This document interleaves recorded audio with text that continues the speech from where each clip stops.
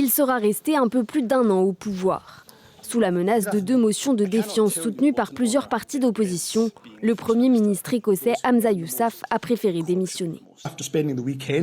Après avoir passé le week-end à réfléchir à ce qui est le mieux pour mon parti, pour le gouvernement et pour le pays que je dirige, j'ai conclu que la réparation d'une relation à travers le clivage politique ne peut se faire qu'avec quelqu'un d'autre à la barre.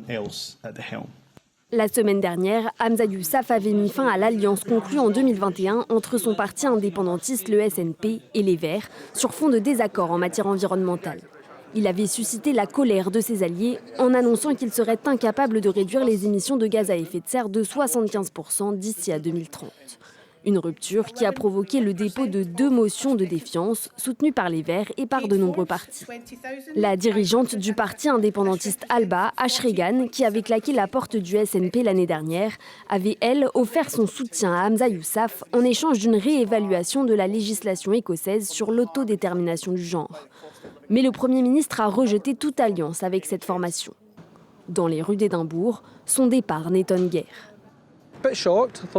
Je suis un peu choqué, je pensais qu'il s'en sortirait. Cela dit, il a eu une mauvaise passe, ce n'est donc pas très surprenant.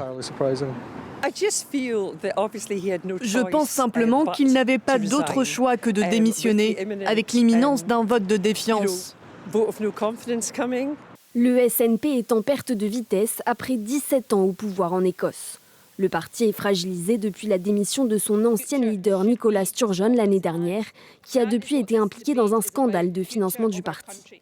Et pour la première fois depuis une décennie, le Parti travailliste dépasse le SNP dans les intentions de vote pour les élections générales.